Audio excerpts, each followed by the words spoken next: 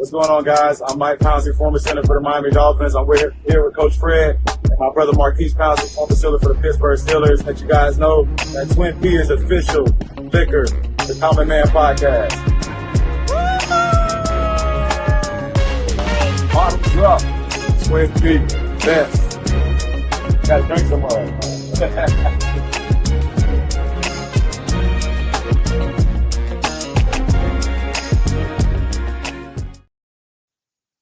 Yo, what's up? We got a new one here. Normally, I know we usually come in on Wednesday, the Common Man Drive at 5, and we're still doing that. But we got something going on today that, we're really excited about. Kind of came together really quick. One of them situations where I could not pass up the opportunity to talk to him. To get him on, man, a guy that I really have been admiring for a long time, even though he's a little younger than me, but I've always admired him from afar. Then when I got a chance to meet him, he was just as good of a guy as I thought he was from afar. And you know what we do before we bring in and start the show? We always have to give it up to the sponsors, the official Twin P Whiskey Common Man Podcast, and just to ensure that we are having an amazing show as always, what we do is we toast to having a great show, great guests, fan participation, all that stuff. Here we go, Twin P. And again, man, I want to go down his resume, but I kind of want him to come in. But I'm gonna go ahead and bring him in, and then I'm gonna run it down for y'all exactly who we got on with us today. Give you guys a little time. It's 3 minutes after we say start at 6, so I think I was pretty close to being on time with the start of it. So, with that being said, man, we'll just kind of get it going and see what we have here. So I'm going to bring him on in. Let me bring him in. Let me cut out the echo real quick. Bring my guy in, add into the stage. My guy, Kenny Kelly. Can you hear me, Kenny Kelly? Yes, sir. I can hear you. Can you hear me? I got you, man. Thank you very much for your time on a Sunday. It's a conversation, man, I was really looking forward to having. Been wanting to get with you on it. And I'll go through that story here in a second, but while I got you up, bringing you in, let me just tell the people about the guest that we have in here, man. Again, Kenny Kelly, drafted by the Tampa Bay Devil Rays. Not just an athlete. Worked for Merrill Lynch as a financial advisor.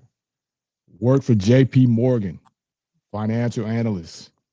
Was a head coach at my high school. When I heard this, I couldn't believe it. I'm like, what? We got we got who? Head coach? What? Okay. Minor league coach with the Astros. Owner of his own baseball academy. High school state champion. At one point was rated top 20 baseball player in the country, not just the state, in the country. Starting quarterback, back when the U was still kind of like the U, no disrespect. 4-star sport in high school, son of a coach. I really believe at some point you were Mr. Florida, right? No, I didn't win Mr. Florida. My year won Mr. Florida. I believe it was Travis. Was it Travis Henry? I believe. Travis Henry. But I think I came second. Yeah, I was second that year. Travis Henry was a monster, no doubt. A pro high life player, right? Yeah, and high life. And we're going to let you explain to the people what that is, because if you're not from Florida, I don't know if you know what that is. And the reason we got him on, as we know, the Common Man Podcast, we know what we centered around. We're centered around health and wellness and just trying to educate the people. And we centered it around HBCU sports. So some of y'all are sitting there saying, well, how is Kenny Kelly a part of this this programming that coaches got going. Here's how. Kenny has a finance degree from Alabama State University. Kenny has relatives that played at Grambling State University. So this is how Kenny ties in to the podcast. And while we here, man, look, we got to give it up for my guy, Kenny Kelly, y'all.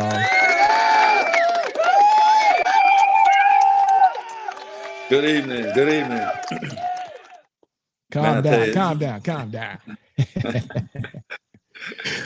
Hey, you know, I don't realize all the things I did, man, until you're later, when you're younger and you just balling and you're just going out and just having fun and just breaking records and just doing the most, man. You don't realize until you get our age, a little up there, how much we did, back in the day and how much of these young athletes are not doing today. Right, man. That's part of the conversation. And you see I'm repping, right? I'm Oh, yeah. repping. Yeah. Always. Yes, sir. They went and got my guy right out of the county. Yeah. And I left some stuff off of it because it's going to be part of the conversation of your lengthy bio, man. But first and foremost, man, how you doing? How's the family? Everybody's good. Yeah, everybody's good. I'm doing well. We just we're in the summer workouts now. Like you said, I'm the head football coach here at Kathleen now, man. What a tremendous opportunity for me to have here to be, 10 minutes from my house and be able to be the head coach of a high school with so much rich, NFL alumni tradition, and not only NFL alumni tradition, but just the alumni period. Kathleen alumni kind of remind me of my UN alumni. They hard, but they fair. So you have to come with your A game. If not, they definitely gonna be on you. But other than that, hey, everybody's good, man. My boys are doing well. My oldest, my daughters. My oldest daughter's in Tampa. She's doing well, traveling all over the country. I told her, let me just get in your backpack one day. My oldest son, KJ, he's doing well. He's down there in Boca. He's a project manager down there for a builder. So he's doing well. And Kyle, my youngest son, he's going to be the starting quarterback this year at Ball State. He's finally got his opportunity. Got a coach in there that really believes in him, and he's been working hard. He's one of those diamonds. He's one of those select few that spent all his 5 of his years at one college. So he finally gets the opportunity here as a fifth-year senior to be able to showcase what he's been holding back for 2 or 3 years now. And then my baby girl, and then my baby girl, she down there in Miami. She's probably my most athletic one out of the group. She's 10 years old. She's down there. She's competitive dancing and all that stuff. And everybody's doing well, man. So I can't complain. Good deal, man. Good deal. So we'll jump into it, man. We'll start it out, and then we'll just kind of flow as we go. I know you. I've known you longer than you've known me, and at any point, man, just jump in.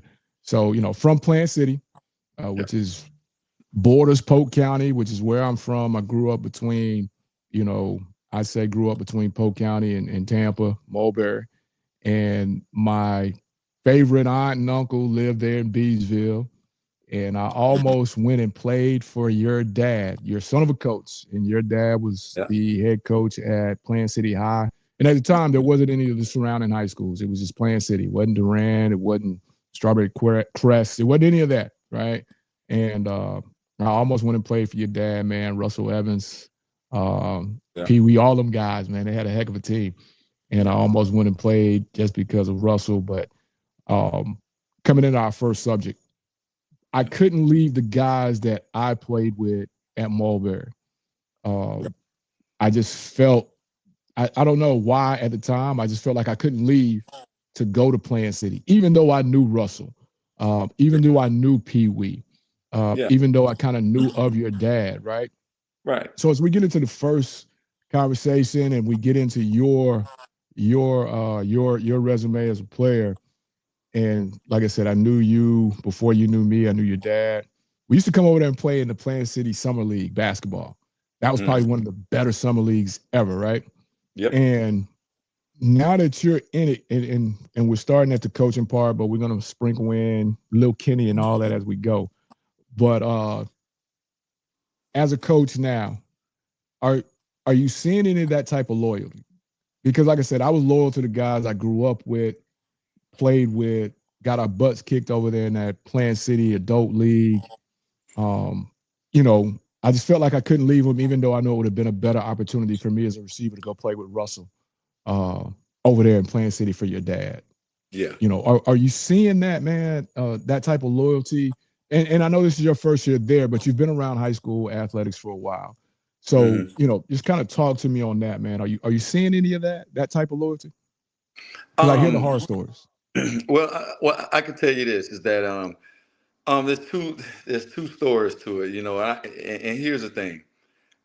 I can understand a parent or a kid wanting to, you know, switch schools or transfer schools because the school that they're at, maybe, you know, the coach is not active in their development, you know, for the next level. You know, maybe it's not that type of learning environment or that culture that's going to get him better and get him to the next level, you know. So, in some sense, I can understand if a kid has to leave a, a, a lower type culture to go to a better culture, better coaching, and a better program.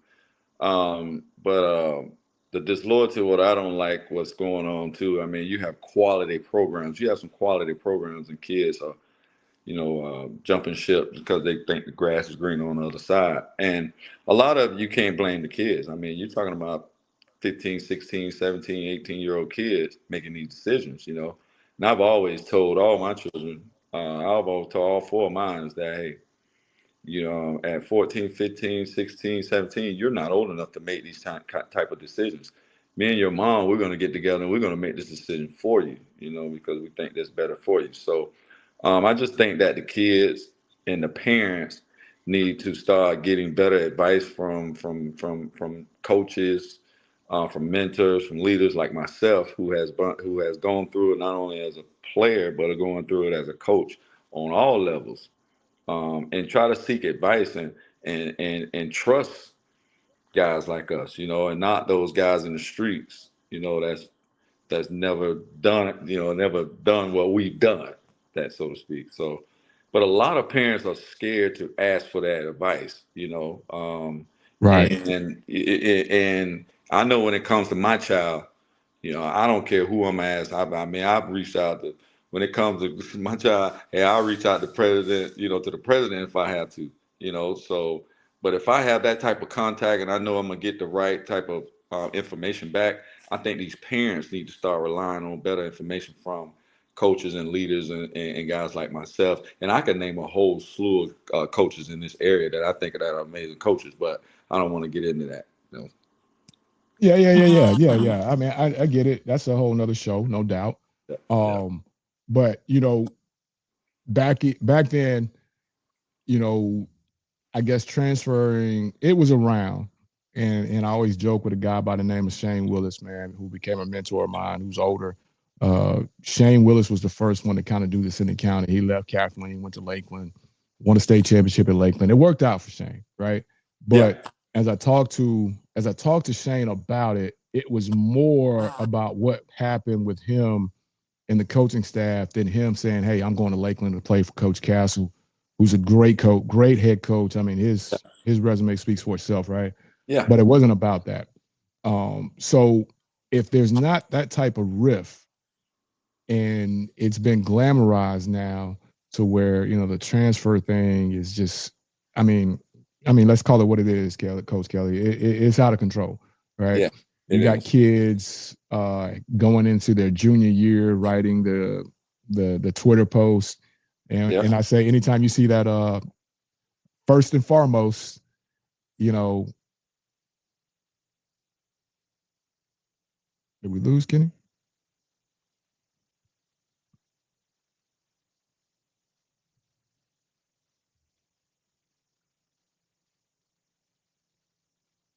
think we might have lost Kenny, but we're gonna talk about it as soon as he gets back on, man. Again, we appreciate you guys for being on with us on a Sunday on a short notice, and make sure you guys like, subscribe, tell a friend to tell a friend.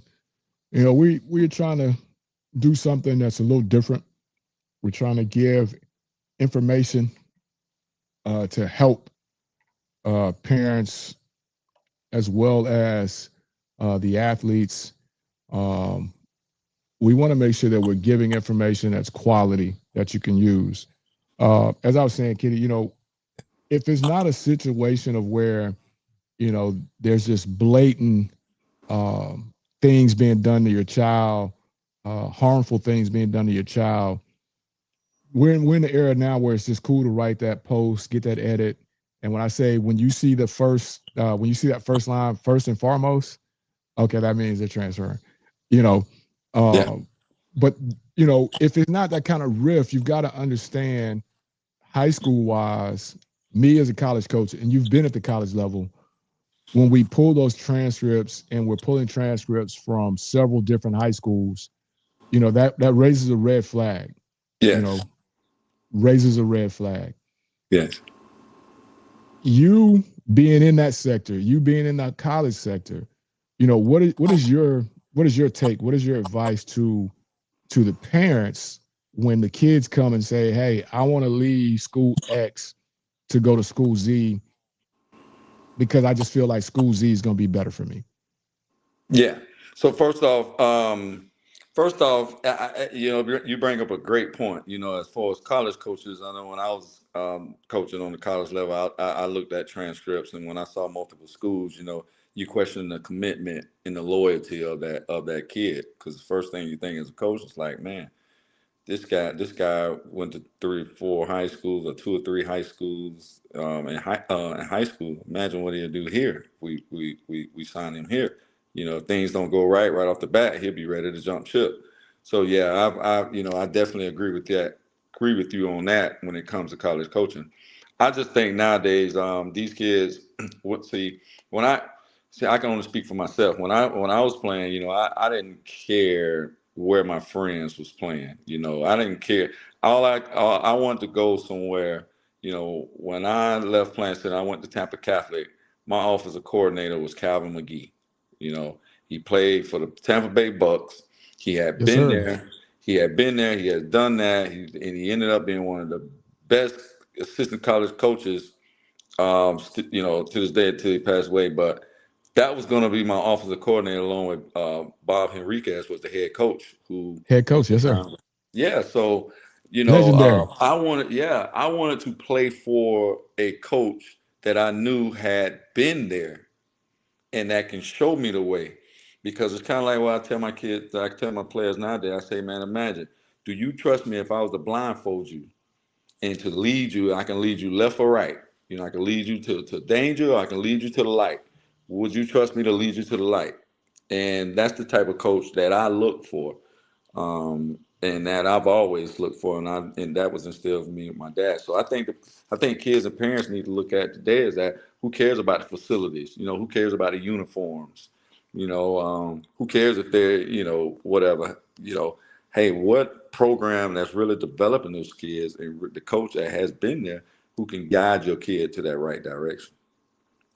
And and as we're flowing, man, you just pulled up some names, man. I can remember talking to Coach Rodriguez, and that program that y'all had over there was legendary. Who were some of the players that you played with over there at Tampa Catholic, man? Because I don't think people understand, man, the firepower you guys had over there and what you were actually doing, man. Your receiving room was who? Oh man, it was crazy. Well, you got to understand myself. Then at my receivers, I had Jairus McIntyre, who ended up signing with Auburn. I had Darrell Jackson, who me and Darrell, Jack. we broke national records together. He ended up signing with Florida. My tight end was Quincy Hips. He signed with Miami as well, University of Miami. And then I had 2 offensive linemen. One signed with Illinois. That was Dan Cutter. And I had another offensive lineman, Maloof. He ended up signing with USF. That was at the store, the first year program. But my running backs, I had T.J. Hines. He ended up signing with South Carolina. And yeah, so man, shoot, man, we had a linebacker. Man, we were pretty stacked, man. The thing is, over at Tampa at the time, we didn't have depth. We didn't have depth, but we had some guys, and all of us were multi-sport athletes, and we believed in each other, and man, we had some fun. Y'all were the first, I say that first in the era of what you came in, the first to just let that thing go through the air. It was nothing for Kenny Kelly to throw the ball 40 times a game. Nothing. You know what I mean? Well, to believe it or not, I'm going to be honest. Okay, so I didn't throw the ball 40 times a game. So you got to understand, back then we didn't have a spread or anything like that. I had a fullback, I had a tailback, I had a tight end. Quincy Hilton, my tight end. 21, 11 personnel. I had a 21 personnel, 2 receivers, 21, and we balanced it out. I had a great running back, T.J. Hines. He was 1,000, 1,500-yard rush everything, and I threw for 3,000, 4,000 yards a year. But I did it because of my completion rate. Me and Darryl, I'll go 22 for 25. With 300, 400 yards. So back then I wasn't throwing the ball a lot, and on top of that, you have to understand, too, if I wasn't throwing the ball 40 times a game, I didn't have a 9th grade high school like it is now. See, when I was coming up, 8th and 9th was junior high. So I only had 3 years of high school, 10th, 11th, and 12th. Man, if I had that extra year, man, I probably still hold some records. A lot of people don't understand how that changed, man. But y'all was cutting that thing loose. Yeah, it was like man. every week, man. You D-Jack was in the paper, man, and somebody just chimed in on the Twitter app that connection between you and D-Jack was fire. You know what I mean? And that's what it was. That's what it was. As we kind of mosey through and get into the climax of it, man, you coach's son, like I said at the beginning, what was that like, man, living in the house with a coach as a multiple sports guy? Well, you got to understand, I grew up in a house with a coach, but I also grew up in a house with 2 teachers. So my mom and dad were teachers, and then later on, my dad ended up, after his coaching days, he ended up becoming assistant principal, and my mom ended up becoming a guidance counselor. But man, growing up in a house, man, listen, growing up in a house with 2 teachers and a coach, man, you know how it is. You can imagine, man. Grades had to be right. You had to act accordingly around the house. The little things mattered around here. You see a piece of paper on the ground, you better pick it up. Beds made up. But I think about it, man. Those things instilled in me at a young age. It just made me even easier to be able to coach nowadays. Because I try to instill that in these kids, and what they don't understand that means a lot when it comes to wins and losses. I'm glad you said that, because the little things did matter back then. Player for Coach Colin Smith, we had to dress up for every game. And what I mean by dress up, he would provide us with the sweaters, the cardigans, and a tie, shirt tie.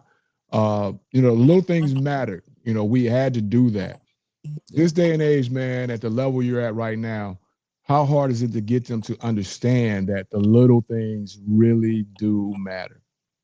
Well, that's what we implementing over here at Kathleen, man. I tell you, it was. I tell you, it was a struggle, but for me, I just be honest with you, it's been pretty easy. It's been pretty easy at Kathleen, man. I tell you, and the reason why I say that is because, man, I got an awesome group of parents. I got an awesome group of alumni. I got an awesome group of kids that has bought in to what me and my coaching staff is bringing into that program. So, yes, and when I say it's been a struggle, because at the beginning, you got to understand there's been some deep-rooted bad habits that this football program has instilled. It's my job to unroot those bad habits and to get the good habits, consistent. So when I say it was a struggle, man, that first month or so, breaking in and breaking out some of those bad habits, now that we 6, 7 months in, man, I tell you, the kids are bought in, and a lot of those deep rooted bad habits that we had to deal with the first month or so, they're not there anymore. You know, I can tell you this too. Man, these kids have done an awesome job. I don't know what people hear about it, this Kathleen program, man, but when I tell you one of my jobs at the school is I walk the halls, and everybody know that. Don't be in the hallway when I'm walking the halls. Everybody get to class. When I tell you, my first week there it was a little chaotic. I've been Football there. players, yeah, I've been to yeah. Kathleen. I Oh know. man, but I tell you what, it didn't take but maybe a week or two. And I tell you, we don't have those issues, especially with the football program. You know, or all the athletes. You know, in all That's of the big. sports. You know, so yeah, definitely. That's big. And those are things growing up in a house with a coach, and your dad was very successful, had a very good program rolling over there. Um, I think coach is getting the call. But his dad was very successful over in Plant City, had a very good program over there at Plant City, well known, well respected throughout the area as a coach. So, that was big. Um, make sure we got him back on. Can you hear me, coach? Oh yeah, yes. I'm sorry. Yeah, I'm here. Oh, Sorry. you good? You good? Yeah. Now, coach, you were drafted straight out of high school, right? Yes, baseball. Hmm. Baseball, straight out of high school. Yeah. Man, what was that like? Man, I tell you, it was crazy because um, I was so prepared. Well, I knew I was going to get drafted in baseball, but I was so prepared with I had just signed with University of Miami in that February. So I was so prepared to get into Miami and working with, Reggie Wayne and Ed Reed and Santana Moss and then man, I got a call from the Florida Marlins, and I just never forget. I got a call from the Florida Marlins, and they like, hey, we want to take you fifth overall, in this draft. And I was like, okay. And it was like, well, you're gonna have to give up football if we do. And I say, I don't think I want to do that. I love some football, and then plus that's part of my brand, that I had a brand I was trying to create. So I turned down two picks. I was supposed to go third overall, fifth overall. I turned down those two picks to go to University of Miami, and I ended up getting taken 82nd overall by the Rays, my hometown. Kenny. I'm calling you Kenny. I ain't calling you coach right now. I'm calling you Kenny. Yes, sir. Kenny. Yeah. Third overall, you turned it down? Nah, I want to go play football. Yeah. Dad and mom was okay with that. Yeah, we was all right with that. Okay. Yeah, we was all right with that because I knew I'd get it back, if I ever wanted to give up football and go back full time. Okay. So okay. the money was it was still there on the table as long as I didn't get a serious injury, So that's why a lot of people don't understand the real reason why one of the reasons why I left University of Miami because that Virginia Tech game, I sprained my MCL. Yeah. I sprained my MCL. MCL. I thought it was your ankle. And I thought it was torn. I thought I tore my ACL. And make a long story short, 15 years later, I had to have ACL surgery on that knee. But at the time, I thought I tore my ACL, and I was like, oh, my God, everything on that table is gone. Man. So, yeah, I had to rethink on some things, So, yeah, that's what took me full time. So we're going to hold it right there. You signed in February, right? Yeah, with University of Miami. Signed a letter of intent. Mm-hmm. Signed a letter of intent. Couple months later, the draft happens, right? June. Mm-hmm. Draft happens. You're on your way to camp, summer conditioning, getting ready for fall camp with during that time. Mm-hmm. What is the thought process for a guy that knew he could have been third pick overall, not third round, third pick overall, fifth pick overall, and we all know that baseball money is, if they say they're gonna sign you for $150, you're gonna get all $150, right? technically. Yeah. What's the driving force for you to get to Miami? I should say driving force. What holds you at Miami? Because then you get to Miami, and I'm going somewhere with this. You get to Miami, and you're not automatically deemed A, the starter, right, B, the backup, right? You're not in one or two nope, sitting spots, right? right. A, how did you keep the thought of saying, you know what, let me just go and go to baseball? And then B, you're Kenny Kelly. You finished second to Travis Hunter, who was running for 400 yards a game, right? In Mr. Florida. You're Kenny Kelly. You could have went anywhere. Football, people don't know you had if I'm not mistaken, correct me if I'm wrong, you had 2 or 3 big time basketball program scholarships offered. Yep, LSU. You could have went anywhere to play college baseball. But, of course, you had the draft on the table. And then you had schools that were recruiting you to come and be a track athlete. Yep. So when you're not in the starting position or the number 2 quarterback position, A, what keeps the thought from creeping in to go baseball? B, what keeps the thought from creeping in and saying, you know what? Let me see if coach over here at LSU still got this basketball thing for me. Yeah. Well, I tell you what helped me out was a couple of things. Number one is I had a coach as a dad, so you got to understand back then, we talked about it was a process, and I understood the process. I understood going into Miami. There were some things I had to learn, not only on the field but off the field. I had to grow as a man. So the whole process and the coaching staff being up front and honest with me. That made it a lot more easy, because I wasn't even going in there. I had the mentality, obviously, to go in there and try to win a job, but I knew that I wanted to go in there and learn from the best. I mean, I had Ryan Clement at the time that was heading down, and Scott Covington, who I was behind. So, but that definitely helped by being a son of a dad, because he really broke it down to me and made me understand the process.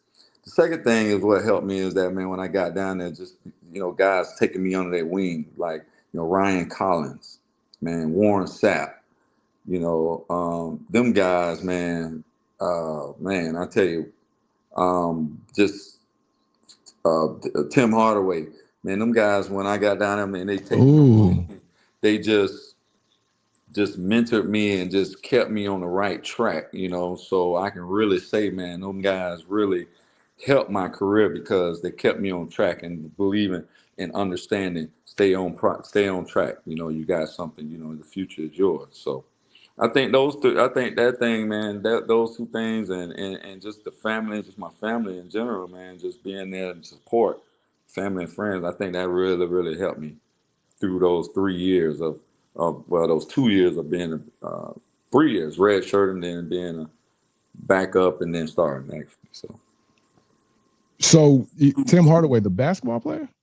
Yeah. At the time down there, man, Miami is, he actually at the time, I don't know how, but he was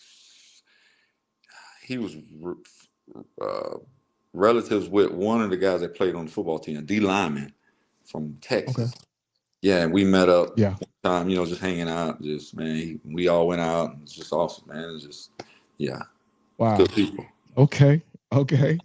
So as we get through your story, man, I skipped over something, but during the time I was doing my homework on you, and we're basically from the same area. And back when we came out, man, the little street in Plant City was really hot, right? Yeah. They had the little club down there, Law Street. Law Street, really hot, right? Yep. If you wanted to, in the summer, if we wanted to go hang out and see everybody, that's where everybody was at, right? Yep. You, Kenny Kelly, man, I get it. I know who your dad, I know your mom. But Kenny, how did you escape that? Because Laurel Street, just like in every other city, every other hood, has taken many of Kenny Kelly's Yes. down there, right? How'd Yes. you escape that, man? Because nobody was gonna say or do anything to you, so to speak, because you Kenny. Everybody know you. Starting Yep. quarterback, all that, Yep. point guard on the basketball team, what have you. Yep. Yep. But how did you escape the laurel, man? How did you escape Laurel Street, man? Unscathed. I'm gonna be really. This is really honest, God truth. Um, this community helped me escape that. See, back then I couldn't go to those spots because if I was seen at those spots, hey, kid, what you doing? I'm gonna tell your daddy. You know. So those same guys that was down there doing their thing, they wouldn't allow me to be down there because they knew what type of talent and they knew my dad and they knew what I was capable of, and I can still say that till this day. This community, this Plant City community takes care of me. They've always have and took care of my family. I've never had an issue here. So, but I can tell you that's the biggest thing. And not only the community, but my family. You got to understand, man, listen, my family, I grew up in a household of, two teachers and a dad. But you understand, I had six aunties, my mom's side. They were all teachers. All my aunts were teachers. So In people that school wonder system? how I had a 3.8 at Tampa Catholic. I graduated Alabama State cum laude. I had to. I had no choice. If I wanted to eat or if I wanted to have clothes on my back, I had to excel in the classroom because I had teachers behind me waiting on me, and then I had a dad as a coach. So, and man, I was blessed. So, so when you talk Laurel about my Street. family, when you talk about my family, and you gotta understand too, not only my dad had to find out, but any of my aunts were to find out as well. Oh shoot, man, my aunt Mary Joyce, my aunt Gwen, yeah, no, yeah, Hey, Laurel Street was popping, man. Little club, man. You didn't even have to go in. You just sit outside. Everybody on the hood of the car. yeah, Every now and then something pop off. You know what to do. Get low, get in the car, get up out of there. You know what I yep, mean? But that's just what it was. But you know, you get to it, man. You get to Miami. You have success, and then you hit the season where you have the injury, and you make the decision. But I think there were some other things behind the curtain uh, going on within the coaching staff, yourself, and them not feeling you were completely dedicated to the program from just things that I read in the research of before I got a chance to talk to you. Um, yeah. as a grown man now, as a coach now, do you feel that there was anything that you could go back and tell young Kenny during that process of how to deal with what was going on with Coach Davis, the coaching staff, your other career, but still proving to them that, I'm dedicated to this program. I'm here for a reason because I could have been gone years ago and when it did my baseball thing, but I've come back. What would you tell young Kenny now that you're a coach in dealing with that? Well, I'll tell you what. Well, I'll tell you the situation. Basically, at the time was that obviously I was playing two sports. I was playing professional baseball in the Mm-hmm. summers. So I would have to report. So basically, okay. So during the school year, I would be going to UM. I play football, so I had to report to University of Miami by August 1st. So I go and play football. Boom. Well, June 1st, I had to report to baseball, Tampa Bay Rays or whatever. So I would play professional baseball through June and July, and then I maybe get like a day or two off, and then I got to get on a flight and I got to fly straight to August 1st, get ready for camp. You know, well, what was happening was that at the time, you understand as a coach, though that month, that June and July is very, very important when you're talking about the camaraderie with you and your receivers and running back. I mean, the whole offense, everything is Yes. done during the summer. And I was fortunate, well, we was fortunate in me being an athlete. My first year starting, I still led the Big East in passing and all that stuff until I got hurt. But we did that without working out during the summers. We did that by staying after an extra 20, 30 minutes after practice, getting out working or coming in 20, 30.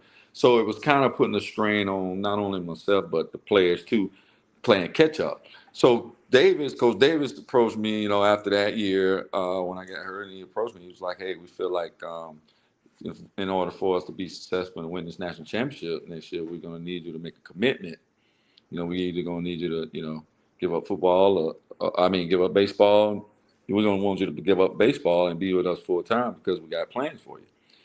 And man, when you say looking back at it, if I had to make that decision again, knowing the team we had and the guys that was coming in, well, at that time I knew I had to make a decision.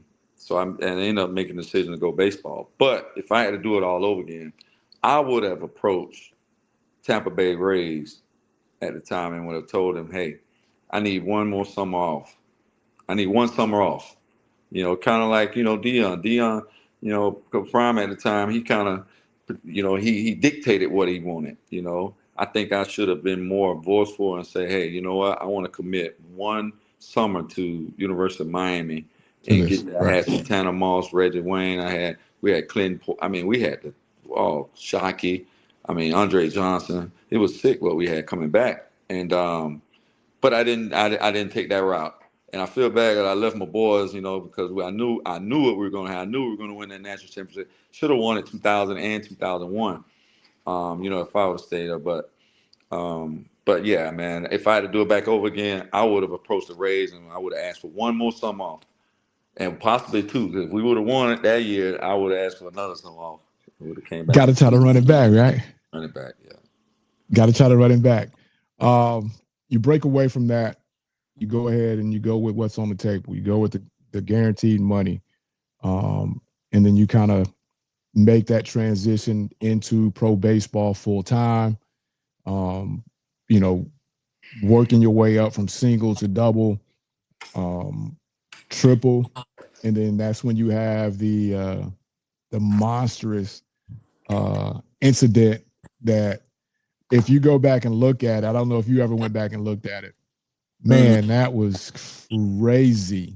Right? But when I ran into the wall, the brick wall. Yeah, that was crazy. Yeah, crazy. Yeah. At any point, man, when you doing that, when you're in that ambulance going to the hospital, when you're in there getting all that, at any point where you like, give me the phone, I want to call Coach Davis, or were you still, 10 toes down on this baseball thing? Well, okay, so that happened after my day. That was towards the end of my career. So I had already given up football. Okay. Yeah. Okay. So that was actually in like maybe I think my 10th. I was just trying to get them 10 years in. I think it was my 10th, 11th year. 10th or 10th year. Okay, so my timeline's off. Okay, so that happened later in your career. Later. Okay. Later in the career. Okay. But it still happened, right? Yeah. I mean, how soon before you went and looked at it? It was hard for me to look at because, it was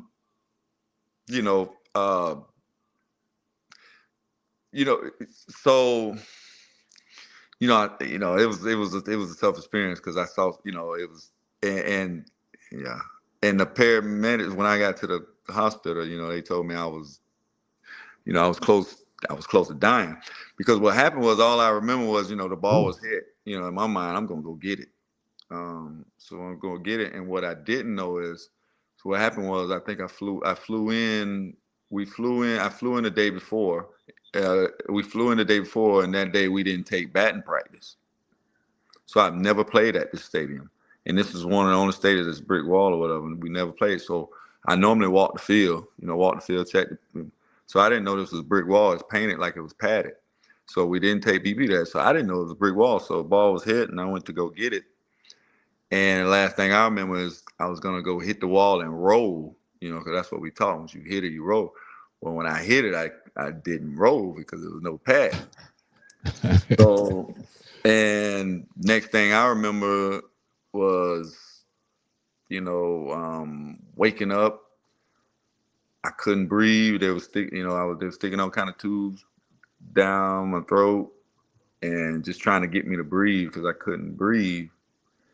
So, and they say I guess they say I went a minute, almost 2 minutes or so without breathing. Wow. So yeah, it was like I guess I don't know, a couple more minutes it would have been. They would have to put the shock Man. on. Yeah. Man. But I thank God, man. So Yes, sir. ain't no doubt, man. As they say, man, he is real, and you are a living testament to that, right? Oh yeah. And then, just for me. So that's an away part. So how soon did the owners of that ball club, that part, come to your bedside with cakes and cookies and flowers, saying, "Please don't sue us," kind of Yeah. thing, because that's Yeah. got to be a hazard, right? Because I don't know any other park, little league or pro, where other than Wrigley, but everybody knows that with the ivy. But I think either under the ivy, there is some type of cushion, right? I mean, I've never Yeah. actually walked that field, but to have an actual brick wall as an outfield fence is got to be against somebody's rule, right? Yeah. Well, it's crazy at the time. I guess the stadium, there's some rules that these legal teams, they're not crazy. So, legally, from what I got from my people, the stadium, it was no grounds for any of that, For any So of that, right, right, yeah. right. So, but I would tell you, that their tactics is pretty cool. They tactics. Cool. What happens is after that situation, they try to get you to hurry up and get on the field and play. They're like, oh, yeah, See, he ain't get this hurt. See, he helmet. ain't hurt. Now get this helmet. Get this back. Go on there. You hitting leadoff tonight. Starting in center. But hold on, I just got out of the hospital. Oh, you be fine. If anything bothers you, you just come out. You just come out in the third inning. Yeah. So yeah, that's that tactic they Oh, use. oh man. But you make it through it, man. You have a Yeah. career that spans over a decade, like you said, and then you get into uh, the HBCU sector, which is what I want to get into. How did you get to Alabama State? Because you're a UM guy, you're a Florida guy. Yeah. Could have been FAM, could have been Cookman, if it had to be HBCU. But how did you get to Bama State? So I got to Bama State. So what happened was when I pretty much knew my playing days was over. I didn't finish my degree at Miami. I knew I had some credits I had to get to, and I was going to actually go back to the University of Miami for free, to get my degree. But at the time I had my aunt, one of my aunt Gwendolyn King. She's still a professor there at Alabama State. So she was a Shout out Dr. professor. King. Yeah, it's Dr. King. Yeah, she's still there, man. Still. So yeah, so I had an aunt that was professor at Alabama State, and then at the time, I was going through some things, man, and I was going through just the transition from sports to Retirement real withdrawal. life. I was going through a divorce at the time, man. It was tough, man, and I think at the time, my family. And I think my family at the time, my aunts, my family sat me down. I was like, hey, listen, we know you're going through some things. Do you think it would be a good idea for you to be in Miami by yourself with all this going on? Well, then you should go to, Alabama State and go up there and go stay with your auntie and go hang out and, you keep her out of trouble and she keep you out of trouble. I said, you know what? I think I'll take that. I'll go hang out with my aunt. Right. So I mean, I tell you, that was a couple of the best year and a half, 2 years I was there. It was 2 years of my best of my life, man. Just living with my aunt, man. She cooked for me every day. Stayed on track. I couldn't do it. You talking about my mom and dad? I couldn't go to the store without her tracking me. So Where you she would going? own me. She would own me, man. She made sure, man, I got in and I got it out of there, man. We graduated cum laude, man, and I was at one point I was taking 20 hours a semester, man, and I was getting it, and I was coaching. I had the opportunity so I got there. I was on campus my first week, man, and I walked by this guy, and his name is Coach Macon, Tony Macon. He's a head Mhm. baseball coach now at Prairie View. He's like, hey, Man, you look familiar. What's your name? I was like, dang. I was like, man, I can't. Man, I'm in Alabama. What? I can't run from y'all, man. I was like, dang. My name Kenny. He's like, Kenny, man, you look. Hey, man, I'm an assistant baseball coach here, man. Man, you need to come and help us out. I was like, all right. So, Coach Larry Watkins. Larry Watkins was the head baseball coach at the time, so he brought me in, man, and so I was assistant. I was assistant first base. I ended up being the first base coach and assistant baseball coach there at Alabama State for 2 years there, man, while I was there. So that was awesome Big experience. time. Yeah, while I got my Big degree. time. Yeah. Big time. And then So you that's how break I away got from it. sports. Yep, that's how I got to Alabama State, man. Auntie King. Yeah, Dr. Still King. there. She's still there. We trying to get her to come home. Come home, Dr. King. She Come is settled home. now, huh? Say if you watching this, Dr. King, come home. She playing City too? Yeah, she playing City, but she love that Montgomery though. She love that ASU. She bleed that now. We're gonna have to pry her from that place. I don't blame her though, man. I tell you, hey, when I tell you HBCU, awesome. You know, I grew up in FAMU. My mom, dad, FAMU. My brother, FAMU. My middle brother went to Grambling, and all my aunts went to FAMU. And so, I mean, I tell you, man, Alabama State is, man, top notch quality people, campus, everything. Yeah. Shout out ASU, the other ASU, because you know I'm at the real ASU at Alcorn State. Yeah, That's a whole nother conversation. That's a whole other conversation. They'll be coming for me in a minute. But you know, you do that, man. You break out of the coaching situation, the rat race, and then you jump into a real rat race. You jump into a job at Merrill Lynch. What's the passion with numbers? I'm assuming it's got to be a passion with numbers, right? Yeah, well, I was always a math guy. You know, I always loved math. Okay. You know, math was my favorite. You know, so, but you know, my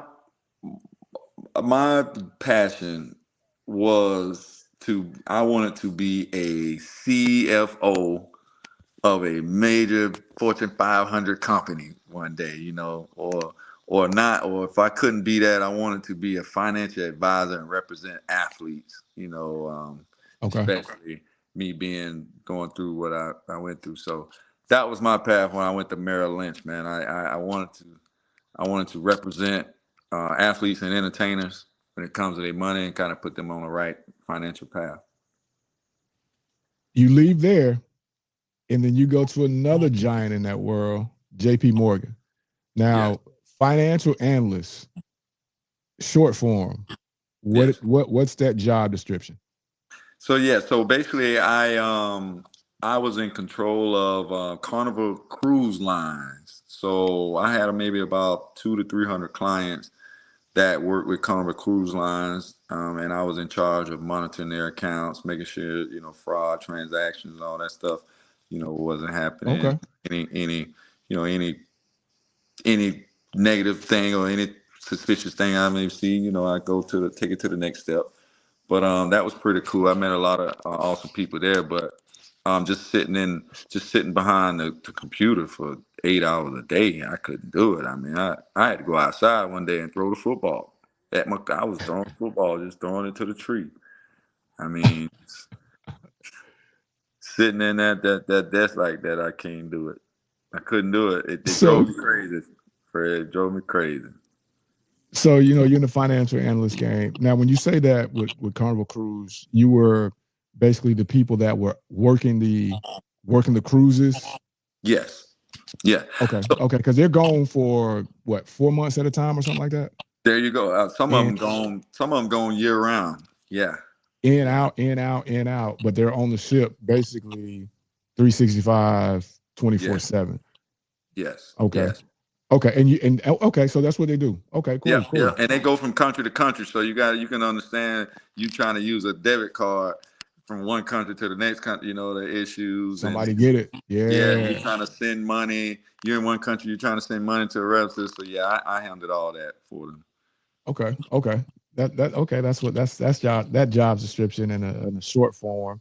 And then you go, you decide that 8 hours behind that desk is not for you, man. And You wind up at my high school coaching baseball. I was so excited when I heard it, man. I'm like, how did we get Kenny Kelly to Mulberry to be the coach? Like, surely he's coaching football too, right? That's my whole thought process. Surely he's coaching football too. And I ended up talking to Dedrick. I think Dedrick's on the way out. You're in. But you and him kind of had some dealings, and he's like, man, Kenny's excellent, man, excellent guy. He's never had nothing but good things to say about you. Now he's older than us, so he didn't really know about the high school you. He knew about the university you. And then from there, is that when you went to be the coach with the Astros organization? Yes. Yes. So I had the opportunity over there, for the baseball job. And like you said, Dedrick, man, Coach Dodge, man, he gave me an opportunity, man. And we only had that 1 year to work together, man. But yeah, from there I had got an opportunity. I had to leave Mulberry baseball because I got the opportunity to coach for Houston Astros. Minor league organization. So I spent that year at rookie ball. I was in charge of all the incoming rookies, and I was the first base coach for the Dope. for the rookie ball team. Yeah. Dope. Now from there, is that when you formed your baseball academy? Now, was that during the same time, or did you always have the academy going? Well, yeah. So I actually at that time I did form a baseball academy, but I actually shut it down. I formed a sports academy now. So my academy actually is called the Kenny Kelly Sports Academy. So yeah. So I'm looking to do some things with it, not only just baseball, but all sports. So hopefully eventually I can be able to bring a presence to this area when it comes to you know um, when it comes to development and training, and not only that, but even after your high school days, these kids need opportunity too. So, however I can bring however I can bring some leadership and some advice to these kids and parents, I'm here. Cool. And as we're wrapping up, man, I'm not gonna keep you much longer, brother. Uh, Highlight.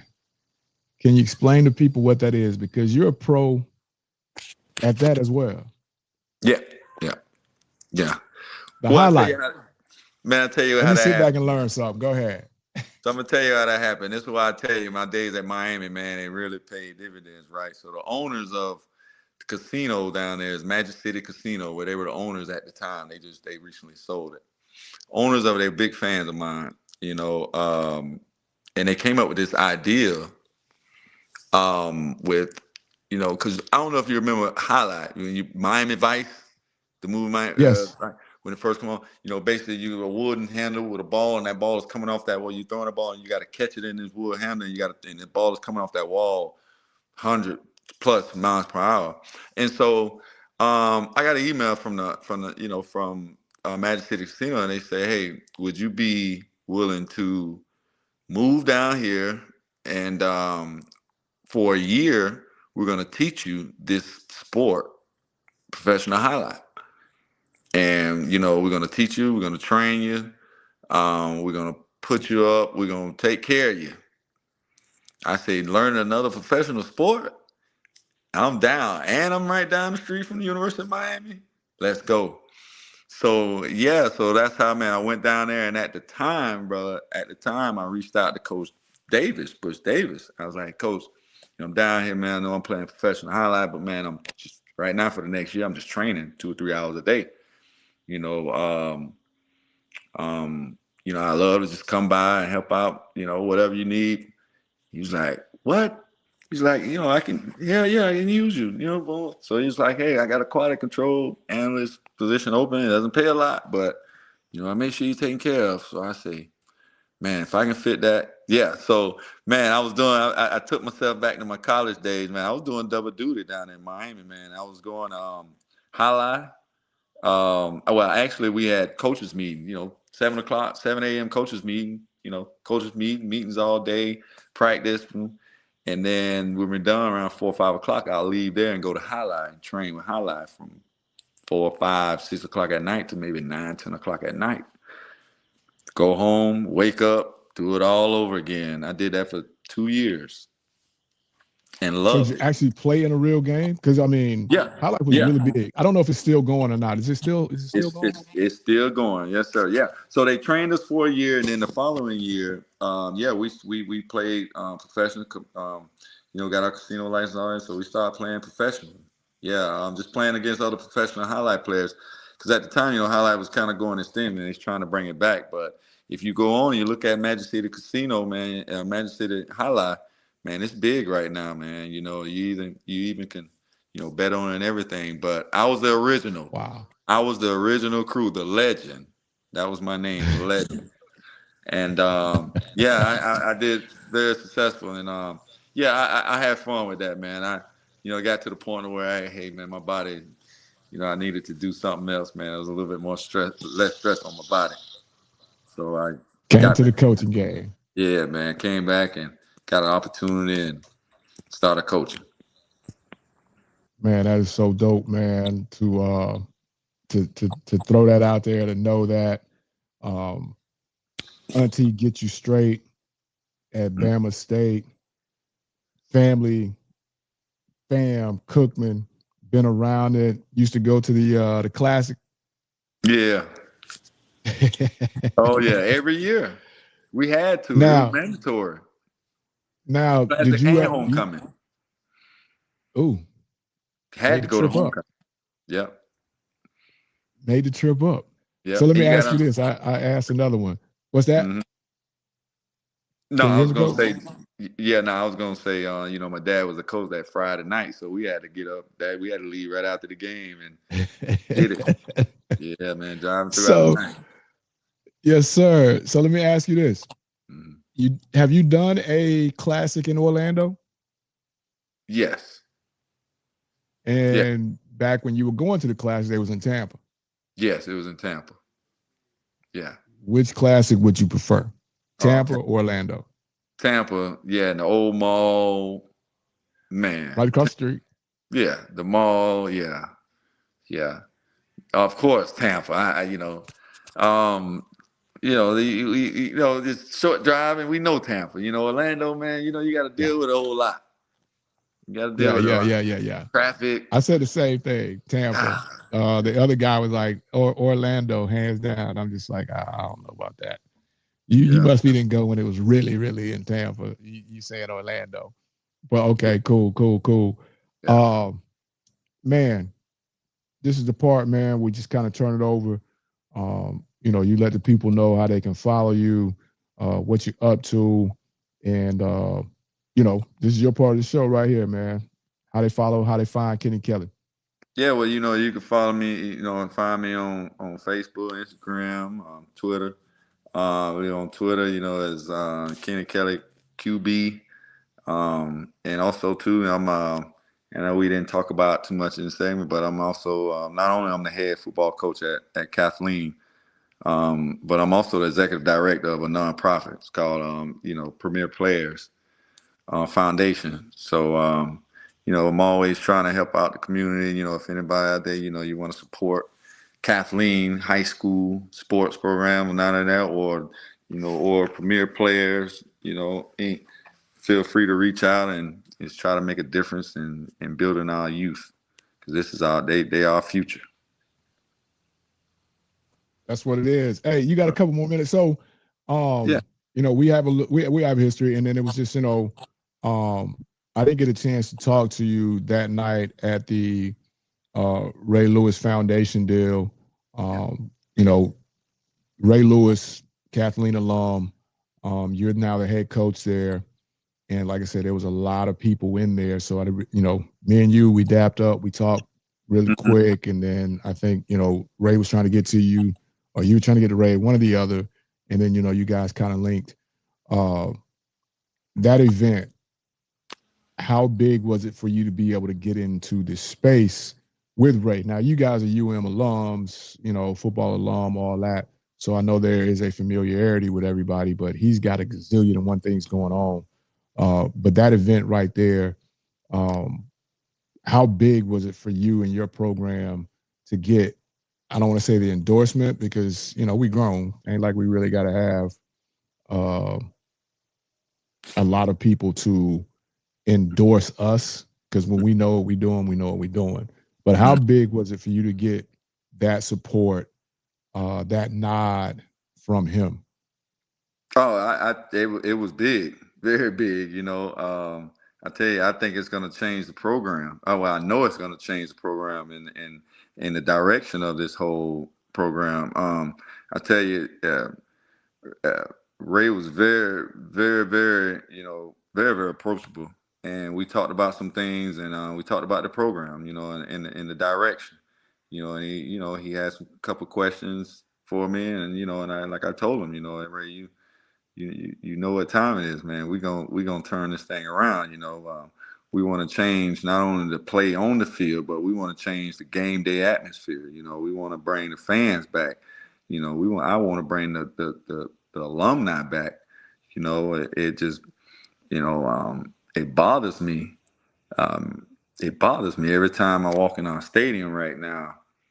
I was walking through that this weekend, and just I walk it sometimes, and it bothers me. I don't see none of our alumni on our stadium. You know, I want them to be. I Right. want them to feel comfortable. I want them to want to come back to Kathleen. We got rich alumni that has attended Kathleen High School, and their names or numbers or something needs to be big and bright and clear at our stadium. So we need to bring Ray, it back. We need to Kenny bring it back. Gant, Oh, uh, Pa- eh, uh, you got Fred X, yes, you got uh, Desmond Clark.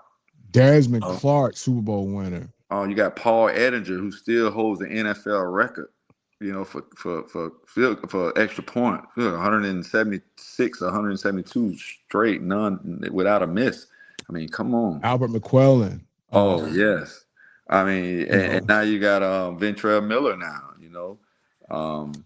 You got you got Kenny Gang, you got both again. I mean, man, they could go. I have a list, man. I tell you what, man, I have a list right here, man.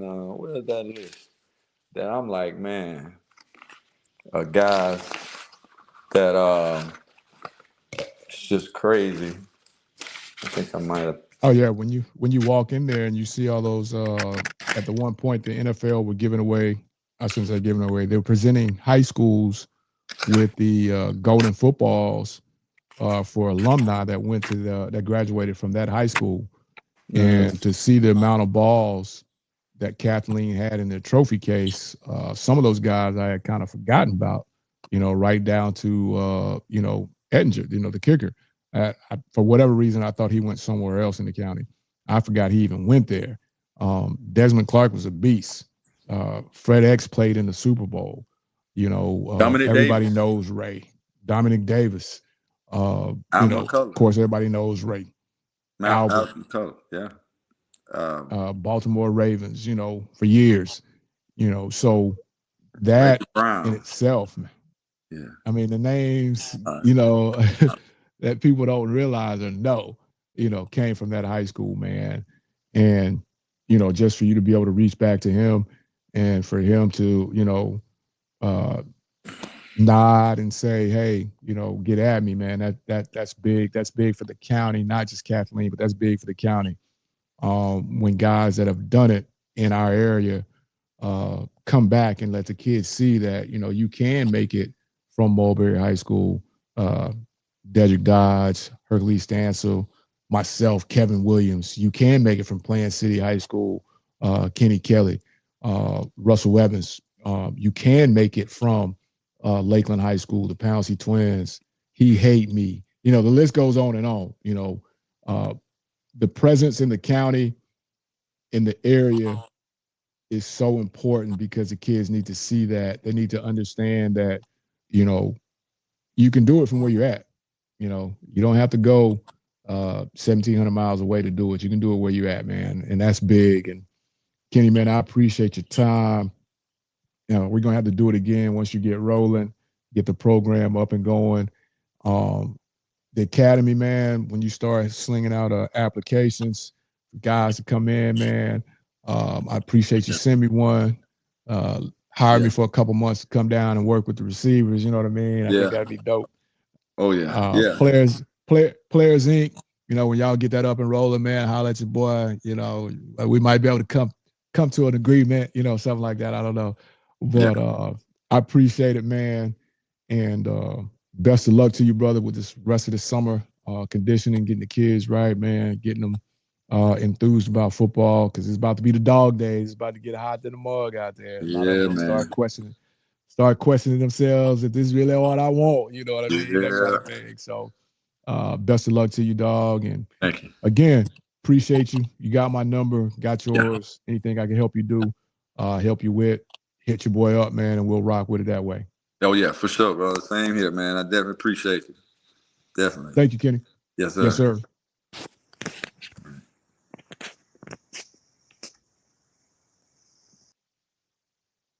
Right there, man, we just had former former top pro baseball player, financial analyst, all that stuff, man. Alabama State grad, excuse me, finance degree. My boy Kenny Kelly, great guy from the beginning, man. And I hope you got something from it. I hope it's something you can give back, something you can grab from it, maybe something you can use to help you mentor, bring along a young man or a young lady, and just kind of keep it moving, man. And as we say at the end of every show, when it gets hectic and it's going all crazy around you, just relax, keep it all on the table.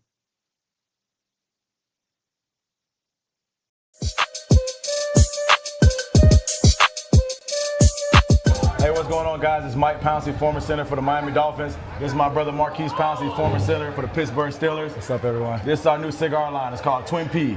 It also matches well with our bourbon whiskey. It's called Twin P as well. So if you like to smoke cigars and like to drink whiskey, I advise you get both.